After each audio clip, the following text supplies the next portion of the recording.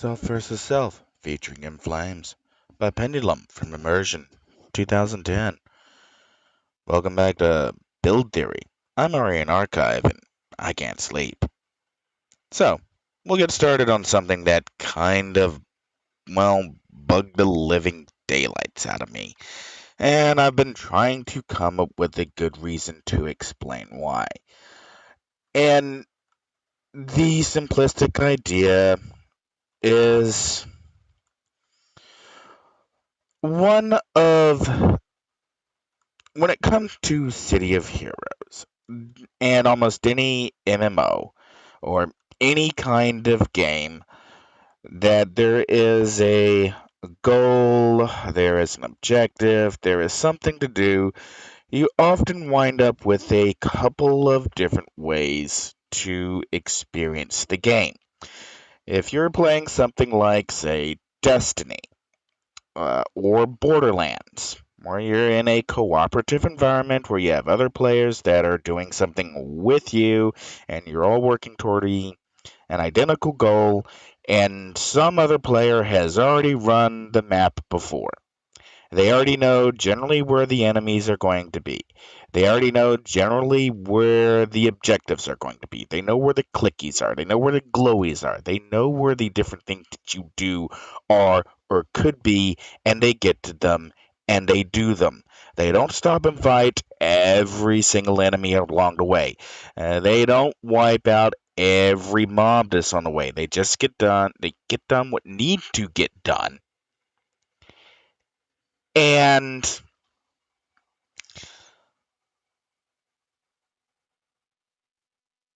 if you're a new player, that can be very confusing. You don't know what's going on.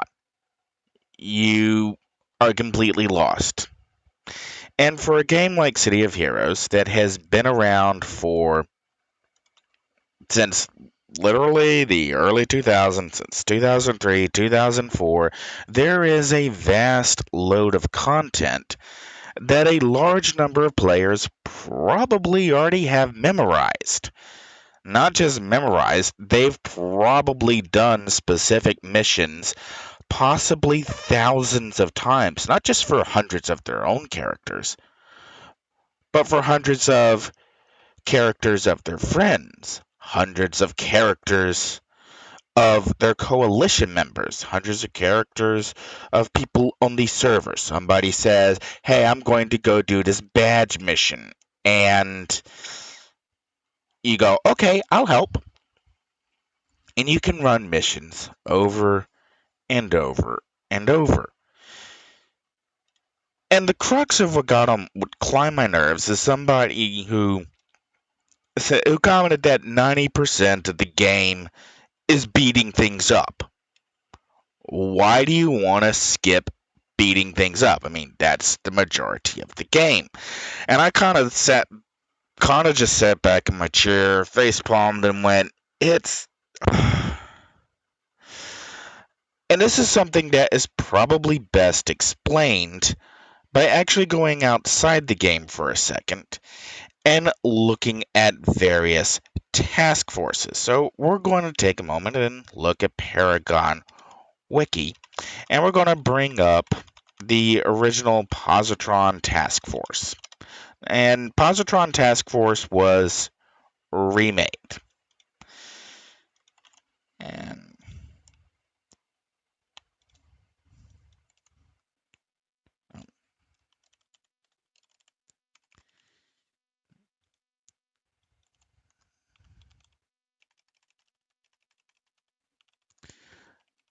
all right.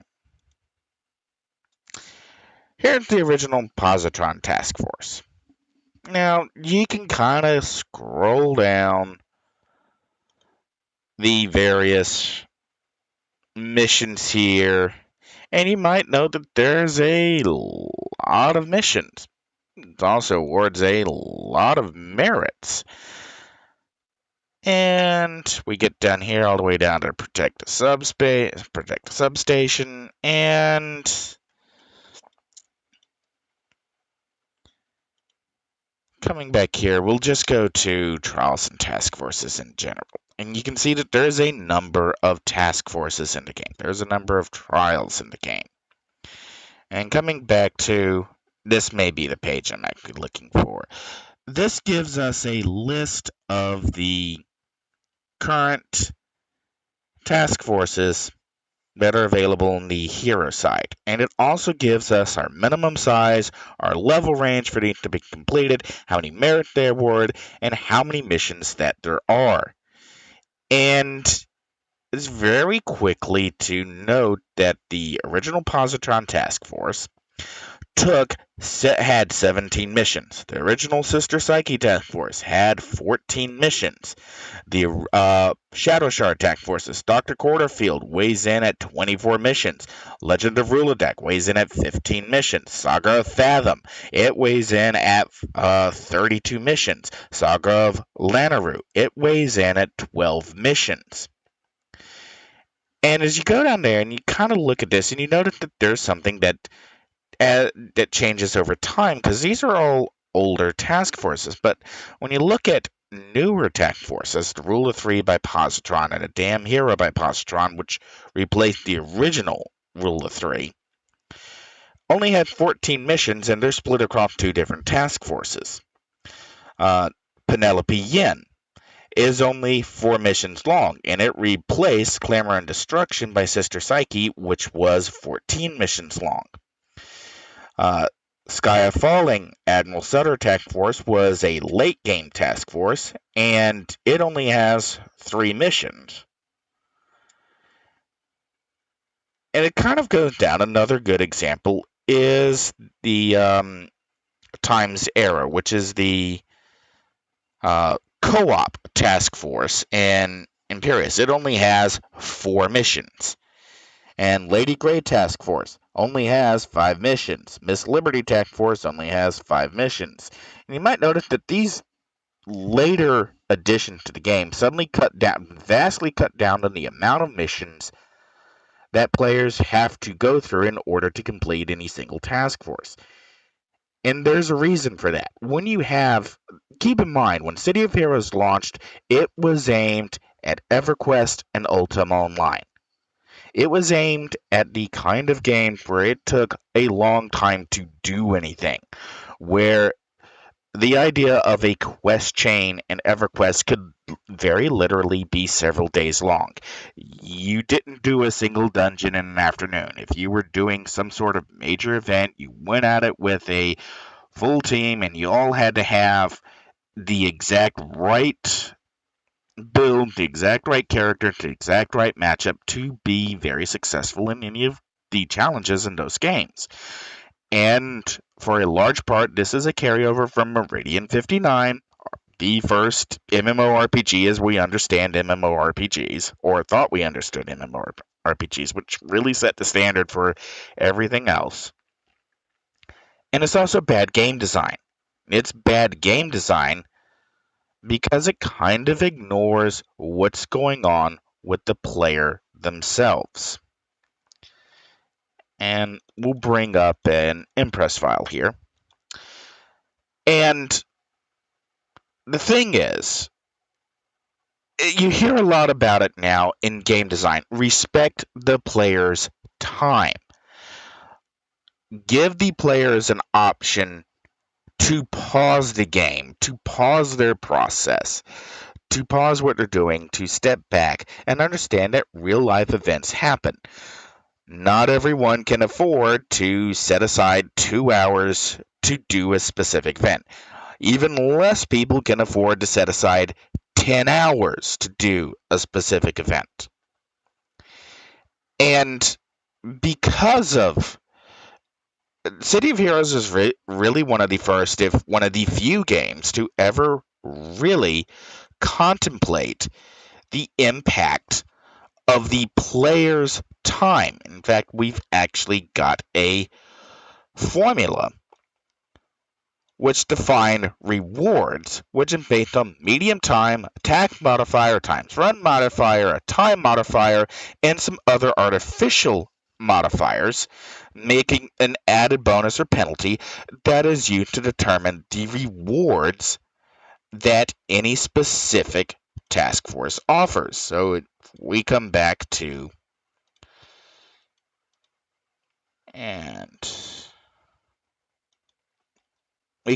this page, and we see that the merits here, the merits are predicated on the amount of average time that a team takes to complete an event. If you are taking a really long time to complete an event, if you are defeating every single mob that comes across, guess what? You're not actually getting any better rewards. If anything, you're getting worse rewards because teams that come along that also run this event, hit the objectives and move on, they're getting more rewards. They're not only getting more rewards because they are adjusting the weighted factors, how the rewards are calculated in their favor. If they can run attack force in a third at a time, or a fourth at a time, or a fifth of a time, or you take 2 hours to run a task force and they take 20 minutes to run a task force, and the developers start adding up all the numbers, and they see that the vast majority of teams are running, going back,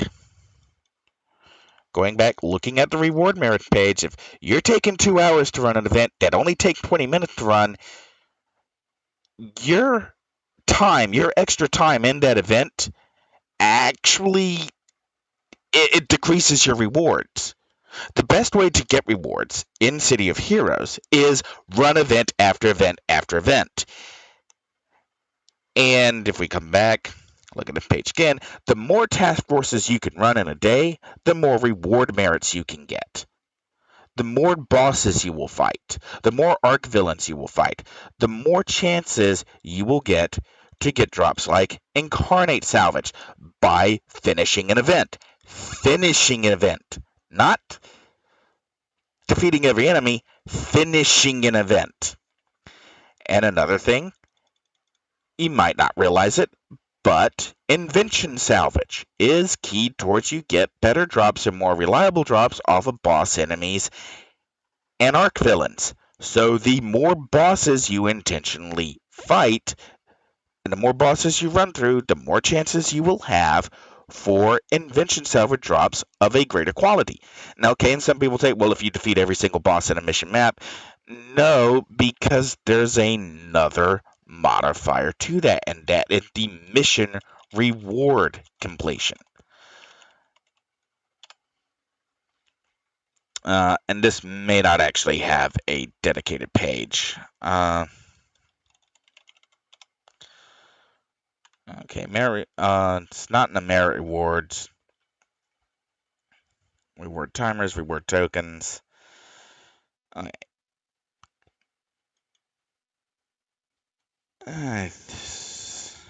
Okay. That's the page that I'm looking for. And plus, we'll bring up another browser window. Experience.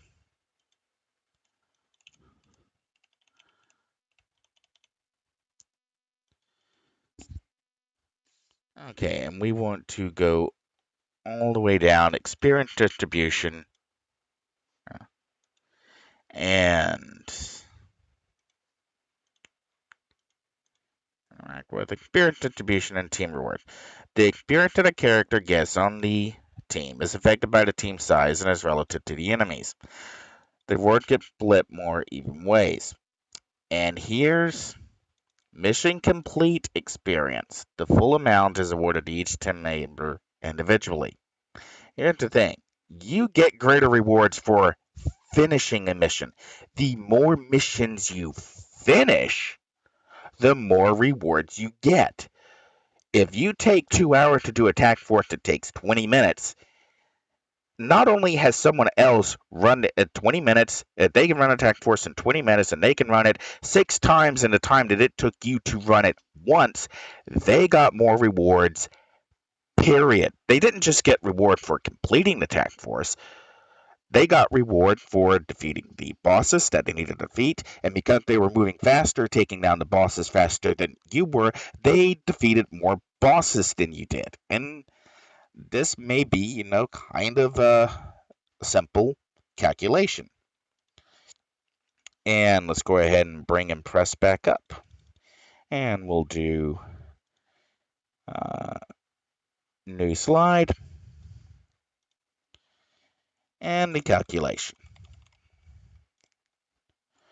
All right. So we'll do our normal little boxes. Rectangle. We'll go ahead and fill out some boxes here, so we have some place to type. Okay. And we'll do just task force. And so we'll do task force. And we'll do 20 minutes times 6. We'll do 120 minutes. We'll do, we'll do 20 minutes. And we'll do number of mission, end reward, mission or completion reward.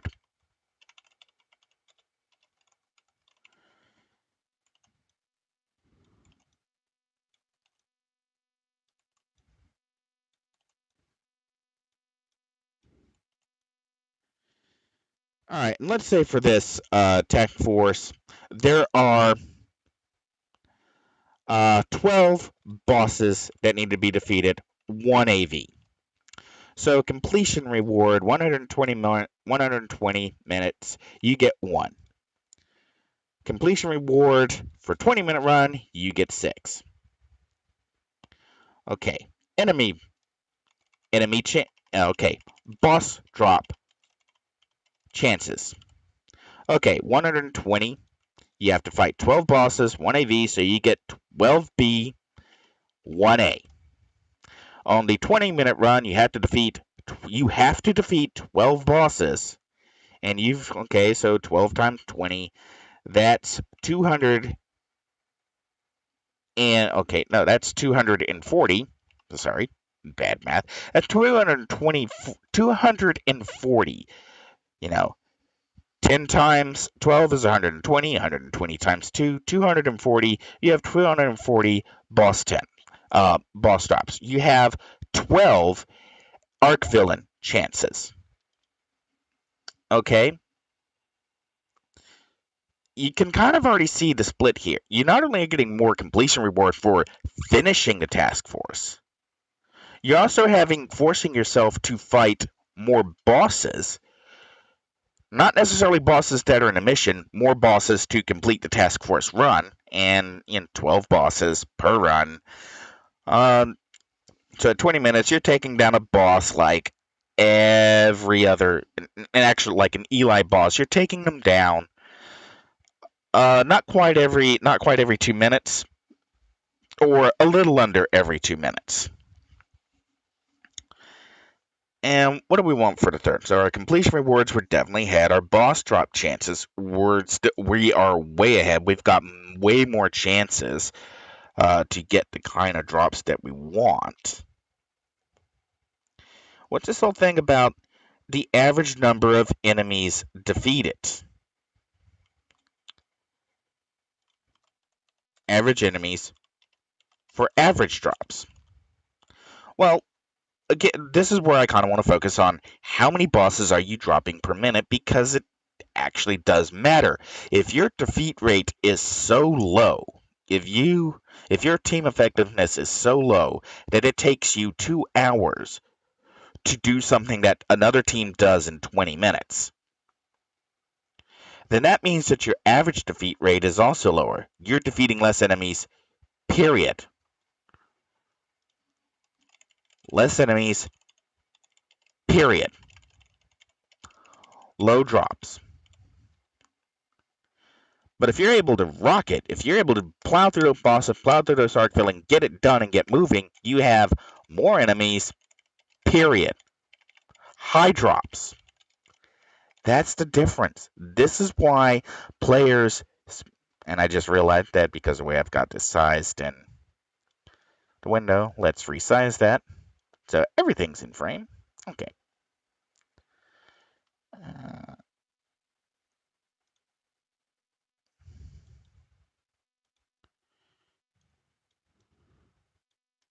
okay, there we go. Centered in the screen.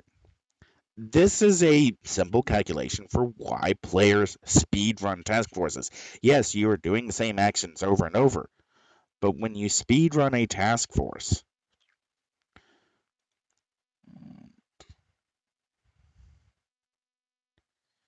uh, and I just try to remember how do I. Oh, there, sidebar. No, not the sidebar.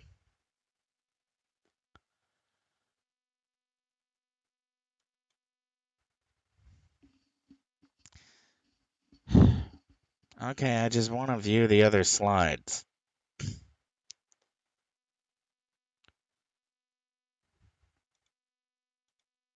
This is like a. What did I turn off to? Slide play. Oh, there we go. Obviously, I don't use Impress very often. But here's the thing. Coming back to the first page that I brought up in Impress, the speed methods. If you're doing a defeat all, you're defeating every single enemy. Your player level can be any level. Your player power can be any power. It's not very efficient.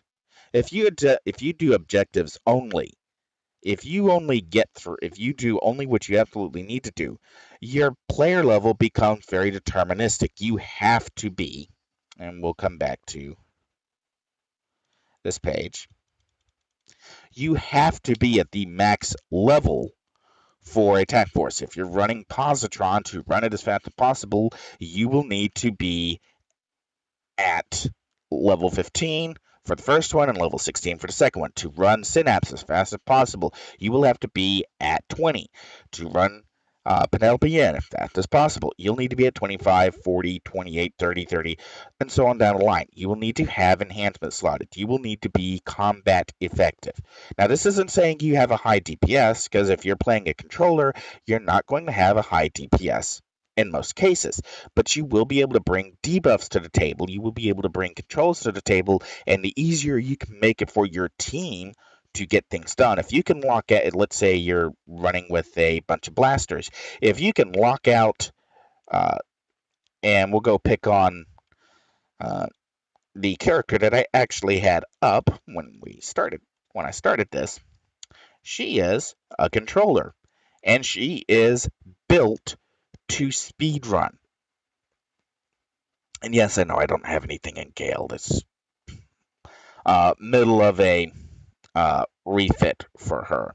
Because this is the character that I was talking about in a previous video, where I made a controller that took Stone Mastery on the controller side specifically for Seismic Smash, because she's the kind of character who will punch you in the face. Happily. She can waltz up and wham! Knock you right on your caboose. And she's also in an implementation of, you can see I've got group invisibility just toggled there. And she's got the teleport. She's got stealth. She's got stealth at a very low level. She has extra stealth from Steamy Mist. She's got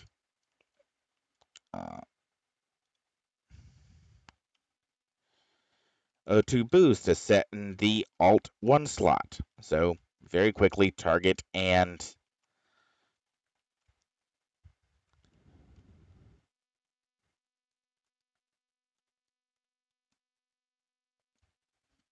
excuse me.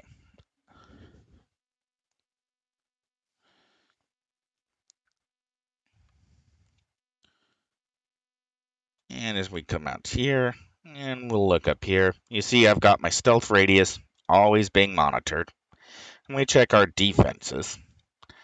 I am soft cap to range. I am soft cap to smashing lethal. I'm not quite soft cap to energy or negative energy. And if I go and beat up on an enemy for a second, drop myself out, you can see I'm still soft cap to range and smashing even when I'm in combat. So this character is capable of getting up close to a mob, and, well, I think we'll actually go to Dark Astoria for an example of this. Get some enemies that are closer to her.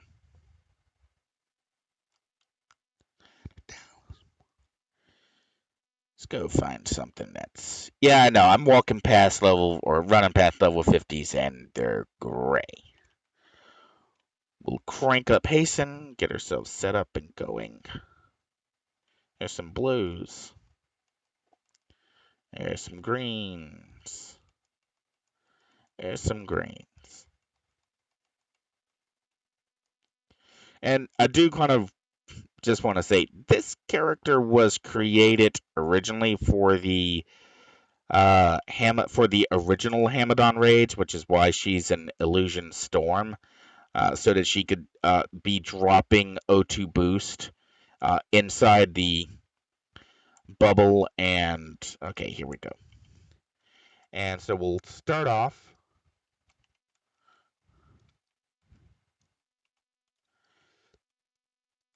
And now we'll just kind of drop in.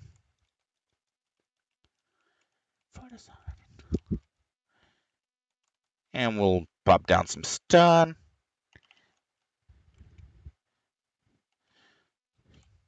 Confuse him. And keep in mind, this is a controller.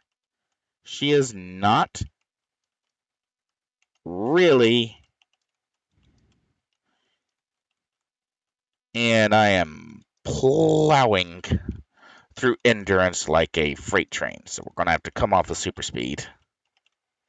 Yeah, this is the one downside to this controller, is she really romps through endurance and doesn't actually have a good way to recover it right now, which is also why I'm running support radial.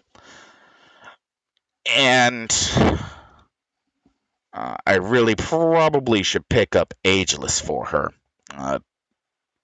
to keep an endurance recovery going, because as you just saw, I just creamed through an even level mob, or technically a higher level mob, because those were level 54s, and in here I'm only level 53. And she is a controller.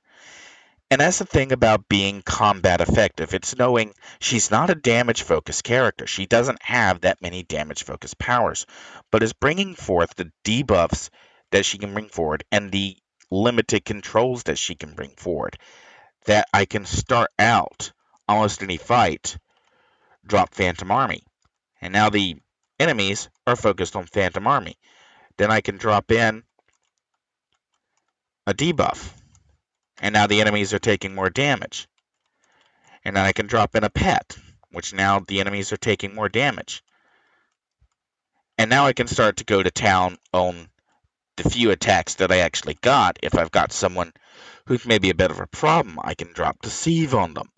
I'm not chunking out a lot of damage. But I just wiped through another mob that's even level. And that's the thing about is knowing your character, designing your character, and having an idea of what you want your character to be able to accomplish, and then being able to execute on what your character can do. This is a controller. This, again, not a DPS, not a tank, not a defender. She's just simply a force modifier. It's how the force modification is put down. And this is what, and like I said, she is built for speed. She is built to get to an objective and perform the objective. And she can do it not necessarily without needing support. Now, if I put her with a team, if I put her with somebody who can do actual DPS, a scrapper, a brute, a stalker, a blaster, a dominator, someone else who can actually bring DPS to the table, you can plow through, assuming I can fix the endurance issues, which pretty massive. This is where Storm in general probably needs a bit of a rework to, uh, like like Steamy Mist gives you plus defense plus resist fire. Um, I'm just throwing this out there as a buff set. Steamy Mist should probably also offer an endurance recovery component for the player and teammates. I'm just saying, because if O2 boost can prevent endurance drain, Steamy Mist should be able to bring endurance back. And that alone, being able to run Steamy Mist as an endurance recovery or an endurance discount, anyone who's within Steamy Mist gets an endurance discount, would go a long way towards turning Storm Summoning from uh, Storm Summoning was sold as the offensive debuff set, and it's not. Okay, yeah, it does have a few ways of putting down damage if you can line it up right. But saying that, well, this is the offensive support set, and then not actually making it a support set is, what's the phrase I like to use? Bad game design. Fix it. But that's the quick suggestion I can come up off the top of my head to. And I kind of actually favor turning Steamy Mist into an endurance discount or an endurance modification where, say, like it gives a very strong overall endurance discount, say like 10%, 15%, something that's not NIOs, maybe something that can't be directly enhanced. But it would go a long way towards making Storm something where if you bring it along and you have your Storm huddling close to your other high endurance users, you could also make Storm more viable across a wider level range. Just hug the Storm, you'll lose less endurance, or hug the Storm, you'll get more endurance. But it's kind of the point that this is something you will only think about, you will experience if you're actually playing a character and you realize, hang on, something's not right here.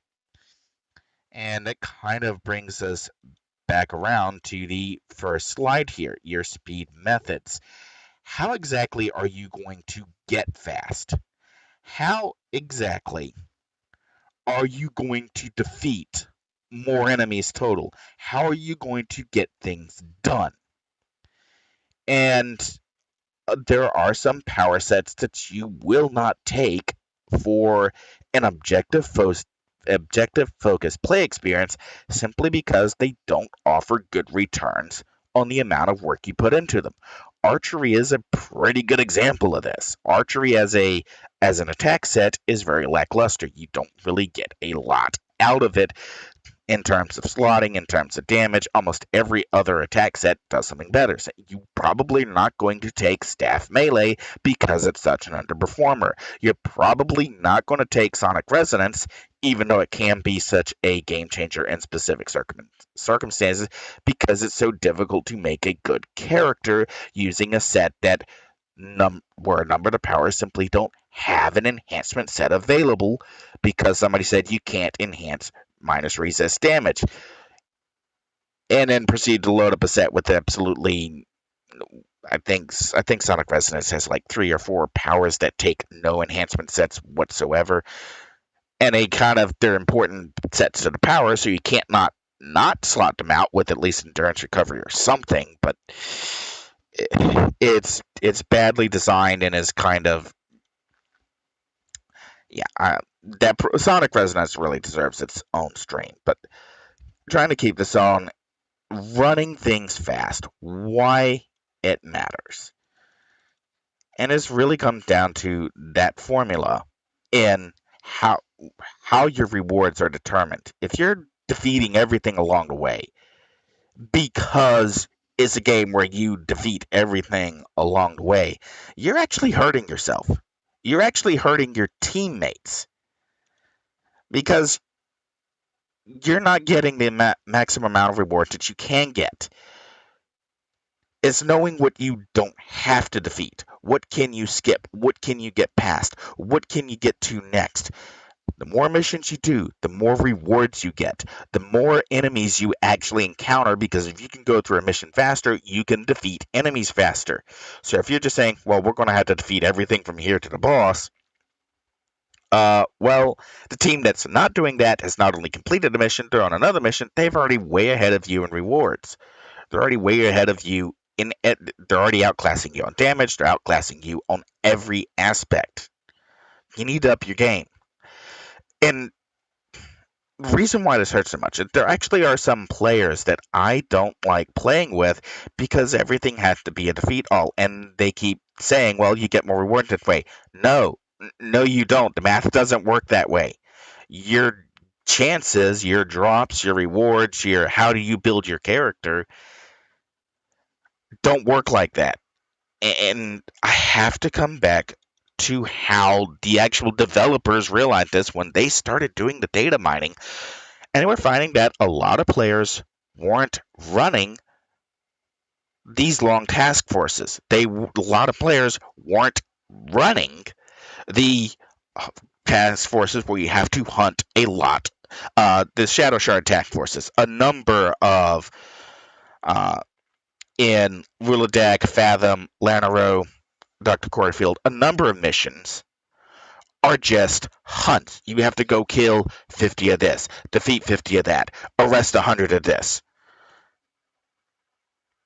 And a lot of players don't enjoy that. It's not fun. It's definitely.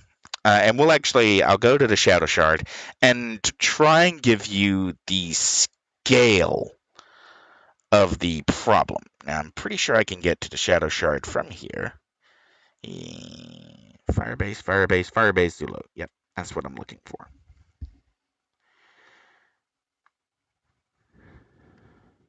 All right, we are in the Shadow Shard, and I'm actually going to do a reverse drop around here. We're going to port to the Cascades. And I really should be moving the game screen back up so you can see it. And we'll whip around, and we'll come back through. Now, if we check the map, we started out here, and now we're over here. Now, one of the task force objectives that you have to do is you have to defeat 100 nemesis. And as I kind of just crisscross back and forth across the map, I'm just going to drop a marker there so you can see how far away. In game, this zone is practically speaking over 2 miles wide. 2 miles from here to the other side. And you might start be thinking, hang on, how many miles per hour are you actually clocking? Is this like to scale? Yes, it is to scale. And it's also disconnected. So that's the scale and the scope. And where I really want to go is I really want to go over here to point X-ray. And I can get there.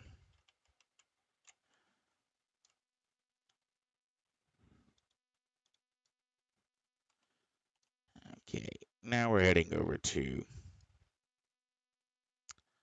point X-ray. And this is actually, I don't think the map where you get the defeat 100 nemesis on. But over here at point X-ray is really popular for farming overseers because they spawn, fake nemesis because they spawn,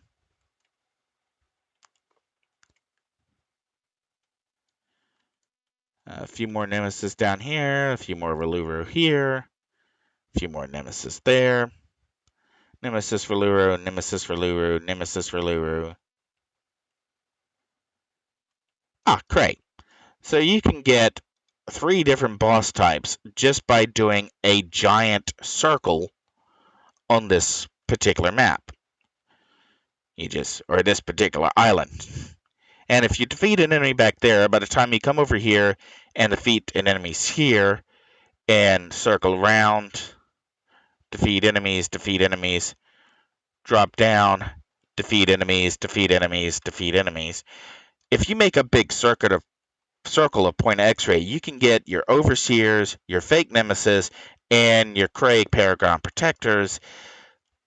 I'm not going to say quickly, but definitely quicker than you would trying to find those enemies inside. Now, okay, that wasn't actually the island that I wanted to show that on. So we're going to reset. The Shadow Shard is a weird place. And this time we will do Chantry and do a switch back. And that may put me where I want to be.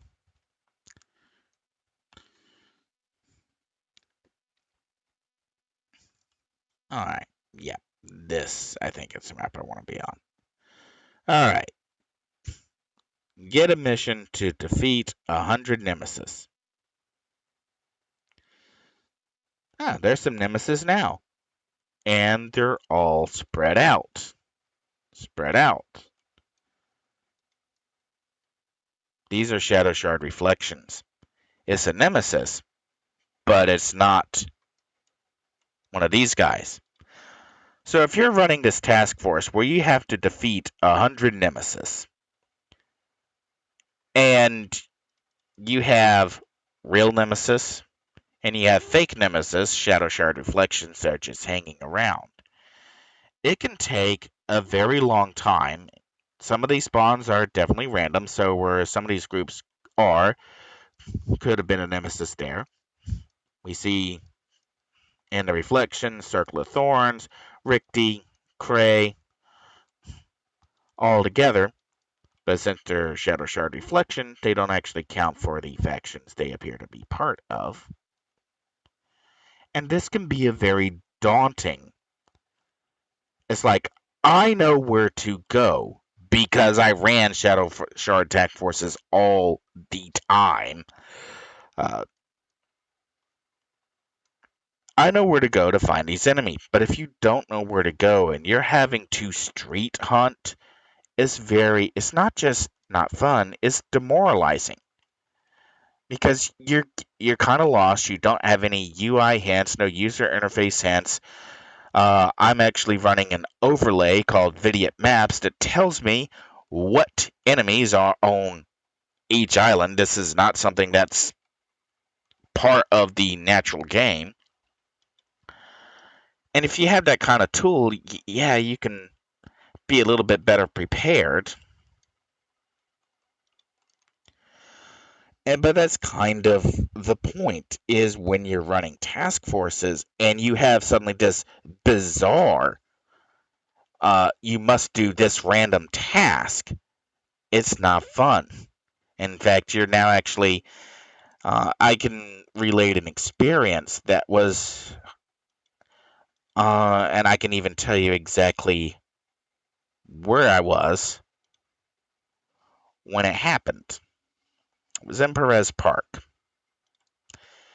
And I'm looking for the other side of the park. I'm looking for that building there at a distance. And if I recall correctly, there should be like some stairs in front of it. We'll try and keep focused on it. Keep driving towards it. And okay. Yep. We were running Positron Task Force. And there was a mission, Save the Dam, here in Perez Park. And it was inside one of these buildings. And I remember standing out here on the street because the team leader insisted that we were in the wrong location. That we had to go to fault line, to the old fault line, to the dam, in order to actually do this mission. The mission marker was in the wrong place. We weren't actually supposed to be there.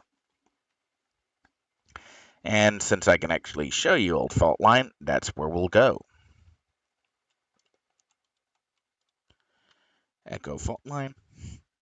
This is one of the things that was updated in the split and remade Positron's task force, in that the dam is all the way at the other end of this zone. So imagine you're low level. These are all enemies 14. Positron task force topped out at 15. So if you were doing this uh, on a maximum level character for Positron task force, as soon as you get to mid map, all of these enemies are conning higher to you. As you're getting down towards the end of the map, we're still kind of increasing level. We're now up to 18, 19, 18, 18, 19, 19, 19, 19. So we're pretty much capping out at 19 and 18. But you have somebody who's telling you that at this low level, your actual mission, where you're supposed to be, is this door right here. You have no travel powers, or maybe you got a travel power. You haven't had any slots or enhancements. And somebody is telling you that where you are supposed to be is all the way at the other end of this map, across all of these enemies that are much higher level than you. That's not a fun experience. It's a terrifying one. And it's one that the developers apparently relented on. The actual dam fight that was featured in was actually featured in a couple of gaming magazines and from some journalists before City of Heroes actually launched, never made it into the game. And part of that was because it playtested horribly. Nobody liked it. Nobody liked having this weird, bizarre requirement to suddenly go someplace that they hadn't been, didn't have a chance of surviving in. You know, like I'm running through with impunity. I'm also level 50 with a high-end build. I'm one of the best players in the game. Some people would even say that I'm probably the best player in City of Heroes. They're probably taking that a little too far. Um, it's I don't have the I really don't have the patience to do some of the things that are required for some of the badge requirements.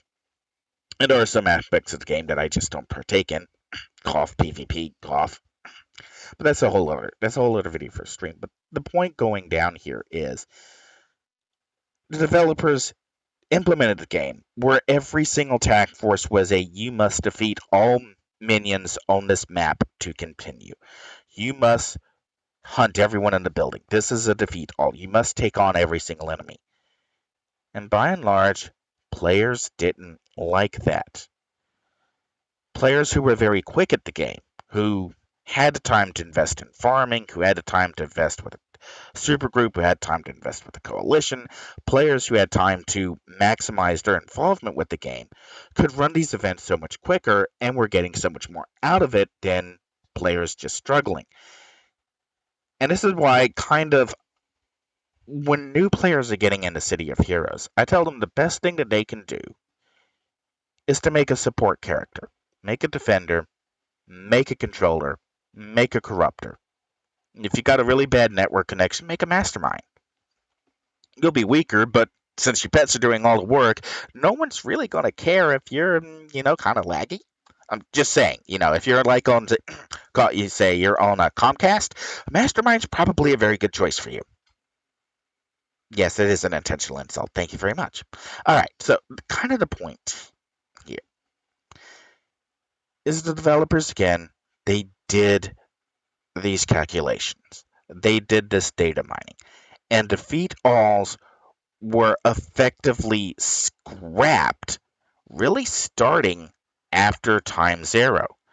Now, time zero, for reference, was, let's see if, was added in issue 12. And so issue 12 was 2008. So basically every task force that was added after issue 12, they stopped doing the defeat alls. They really stopped working on them in general.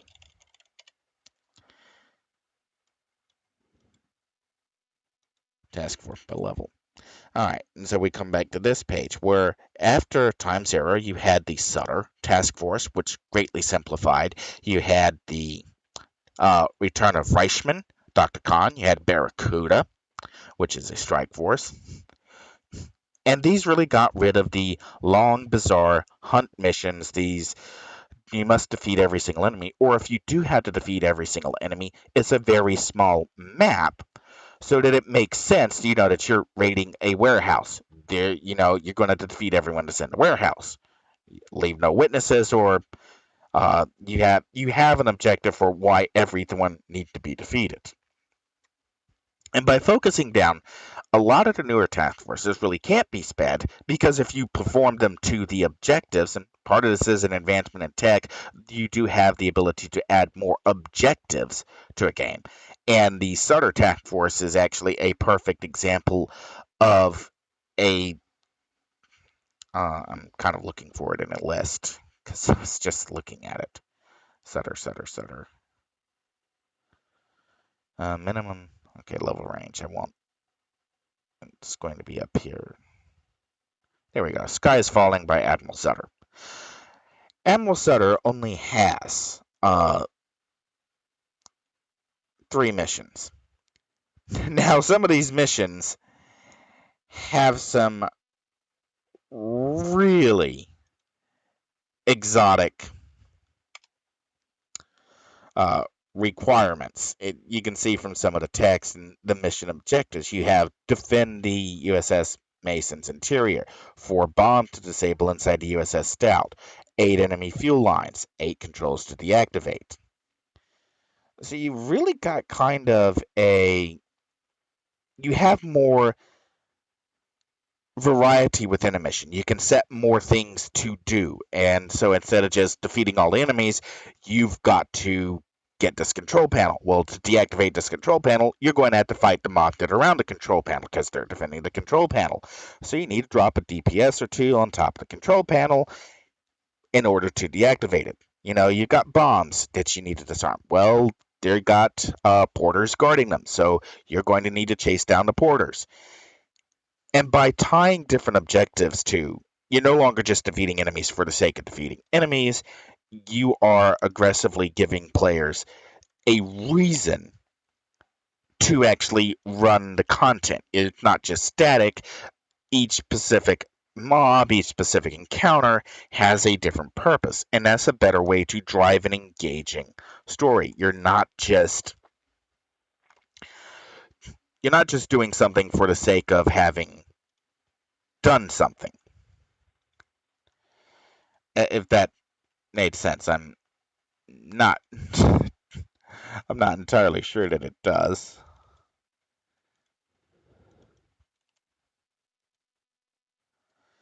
All right, let's get that page back. All right, so again, coming back to task forces by level. So we've been over to just recap, starting from. Let's bring back up our impress file. So we're really starting, keeping in mind speed methods, how you're actually playing the game, what it actually takes to get to any specific level. If you're doing objectives only per mission, or everything is determined by the players that you have in the mission, your player level you may be able to run something very quickly and get more rewards, and you may be able to do it with players who might not be fully slotted. If you're going for raw speed, you're getting the maximum amount of rewards in the minimum amount of time. Everyone's really going to need to be optimized. You may have 1 or 2 people you can carry, and again, it depends on the attack force. But if you're doing a defeat all for the sake of doing a defeat all, again, you are actually hurting not just yourself, you're hurting the other players. You are getting less influence, period. You are getting less incarnate salvage, period. You're getting less invention salvage, period. You're getting less experience, period. You are getting less merit rewards, period. This is not an understatement. This is you if you are defeating everything because 90% of the game is beat stuff up,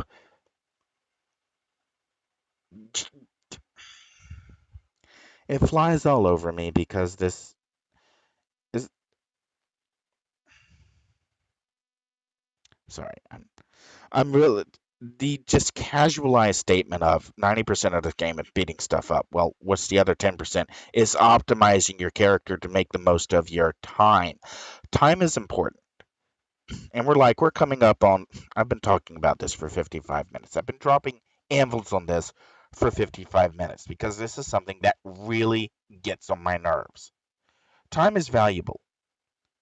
And I've taken 55 minutes to basically say if you're doing a defeat all in any game with no objectives just because the game is beat stuff up, you don't have a goal for it, you don't have a reason for it, there's no storyline reason for it, you're not giving players a compelling experience to keep continuing, then you are not only are you playing a bad game, not only are you engaged in bad game design, you are perpetuating bad game design. You're basically becoming an obstacle to other players. And that's one quick way to make it so that people don't want to play with you. Stop a minute. Think. Do I really need to defeat all these enemies? Is it getting me anything? Is this good game design? And yeah, there are some games that they are nothing more than here's a gun, shoot something. Some games can't ever get beyond being a simplistic run and gunner. And that's been Destiny's biggest problem as a game, is that it's got really great run and gun mechanics, but Bungie just doesn't seem to be capable of thinking of, well, how do we take it to the next step? How do we add in platforming elements? How do we add in teamwork? How do we actually make this so that it's an engaging team experience, not just something that people run over and over and over and over with no way of really increasing their character? And there's a whole other section here on making your reward deterministic, making it so that players can earn the rewards that are random by doing non-random things. And that's why I kind of wanted to end on merit rewards, because this is one of the things City of Heroes did right, and a lot of other games do not do at all. You have to make everything, every reward, every gun, every weapon, every enhancement, everything that can be used to improve a character have to be available to the character by playing the game. Not by completing an event, but by playing the game. Just by playing the game. Just by finishing a mission. Not necessarily running the highest level attack forces, but maybe just running Positron Task Force over and over. Instead of having to do Trials of Arisis, you can get the same reward just by running missions. It's just going to take you longer. That's more respectful of the player's time, and it also lets the players continue to build their characters. Make their character more powerful just by playing. Not necessarily by being good, because you can learn skills, you can move forward. And this is a lesson City of Heroes figured out long ago that other game developers today are still making. Basic lessons in fundamental design. Whether or not you choose to take advantage of them is up to you. Whether or not you learn from them and implement changes is up to the developer, it's up to the player. But don't ever tell me that because 90% of the game is beating stuff up, that what you should do without regard to how it's affecting other players. You're being a bad player.